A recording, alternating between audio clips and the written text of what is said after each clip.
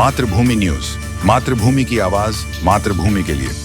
સુરતના વરાછા વિસ્તારમાં વર્ષ 2011માં કારખાનામાં ઘૂસેલી થયેલી ફાયરિંગ અને 1,77,000ની લૂંટના ગુનામાં છેલ્લા 15 વર્ષથી નાસ્તો ફરતો આરોપી તમિલનાડુથી ઝડપાયો છે.